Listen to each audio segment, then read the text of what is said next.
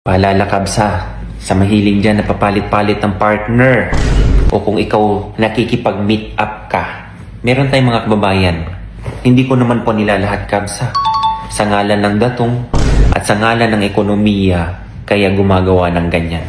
Disclaimer po, itong pasyente ngayon makipag-meet up sa kanyang girlfriend na Pilipina dyan sa sentro ng Riyadh. Shout out po sa iyo ma'am. Ito ang balat ng ka-meet up mo. Ano yan sir? Alam mo ba yan?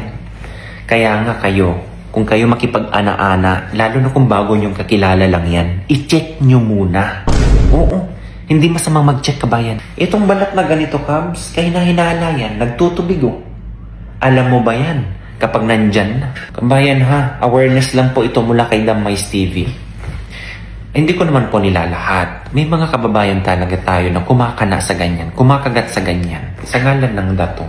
Ang akin lang dito kabayan, pumunta tayo dito sa ibang bansa. Shout out po sa lahat ng kababayan natin sa buong mundo na nanonood ngayon dito. Siyempre, hindi naman natin kayang kontrolin ang gusto nila kung doon sila masaya. Hindi po ba? Ang akin lang, ingatan nyo po ang inyong kalusugan.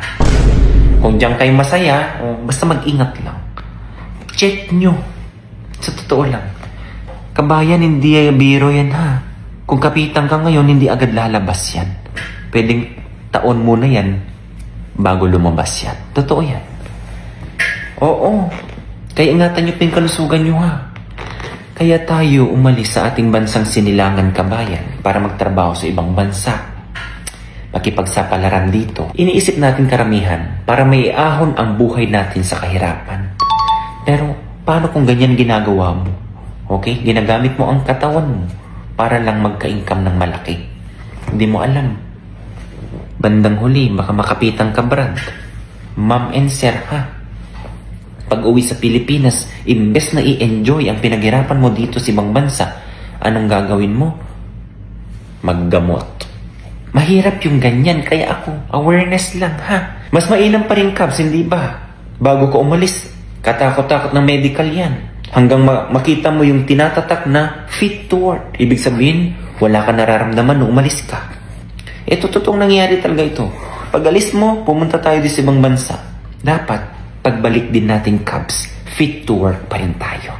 Ibig kong sabihin, hindi man tayo magtatrabaho sa bansang sinilangan natin.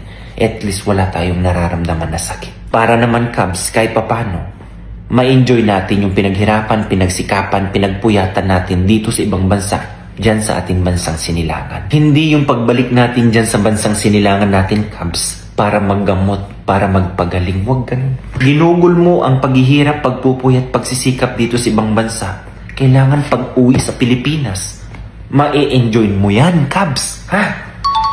Kaya hinay-hinay. O kaya i-check mo kung yan ang, siyempre, we cannot please everybody. Kung yan ang kagustuhan mo, choice mo yan eh. Diyan ka masaya. Pero ingat lang, Kabs, ha? Baka matsambahan mo o makapitan ka. Okay? Kaya yan, oh.